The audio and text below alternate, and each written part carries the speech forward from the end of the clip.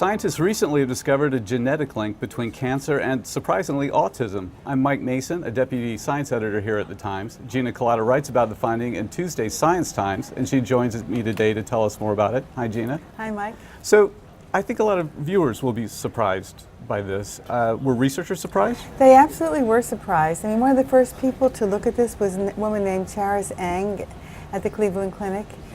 And she said, you know, it seems like an awful lot of these kids have autism. It's like, was that just a coincidence or what? And that led her and then others on a search saying that people with this particular mutation, this P10 mutation, tend to have autism. And it turned out that they had like about 10% chance of getting autism, which is huge. That's a really high rate, huge. Right?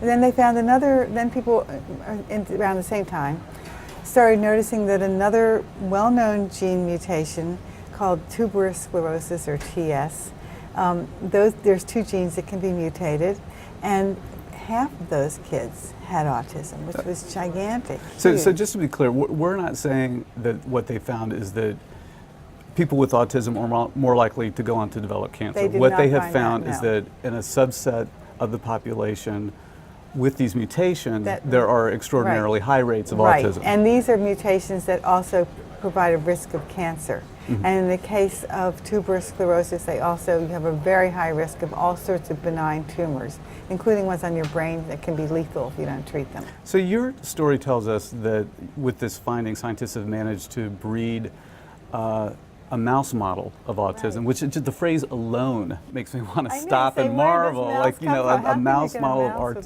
autism. Right. What do they see in these mice, and why do they think it's a valid model? It's weird. They took one of the genes that we were sort of discussing, and they put it only in the mouse's cerebellum, part of its brain. Mm-hmm. And the mice were sort of weird. They, for example, preferred a plastic. They didn't care if they had a plastic cup or a live mouse to play with. You know, most mice prefer. They always prefer the live other one. Mice, other mice, yeah. Okay. A normal mouse, never. If they had a real mouse, they're not going to go near that cup. Mm-hmm. But these mice, they didn't care. A cup was the same as a mouse to them. Mm-hmm. And they also had this repetitive behavior. They would groom themselves until they were sore and bleeding. It was like, you know, a lot of times kids with autism will have these repetitive behaviors. They kind of can't stop flapping their arms or something. These mice couldn't stop sort of grooming and grooming and grooming.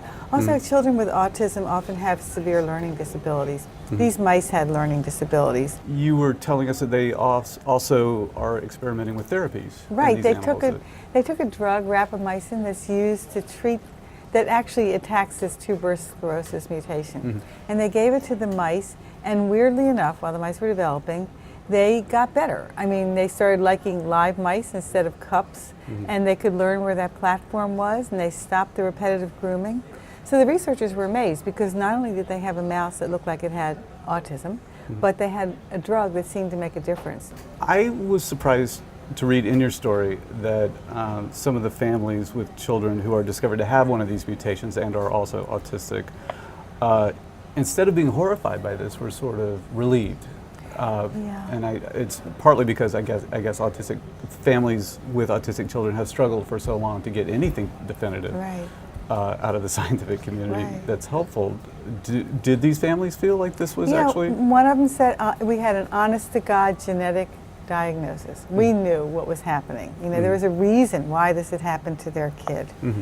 And they also found out that the parents didn't have that mutation. It had arisen just in their kid, just by chance. So that also meant that it wasn't like they were going to pass it on to any other kids. But they just wanted a reason. And the other person that I spoke to in my story said, yeah, it was just such a relief to get a diagnosis, to know what really went wrong. Yeah, so many of these families are dealing with uncertainties around the condition. That's right. Well, thanks for being with us today. Thank That's you, amazing Mike. stuff. Thanks.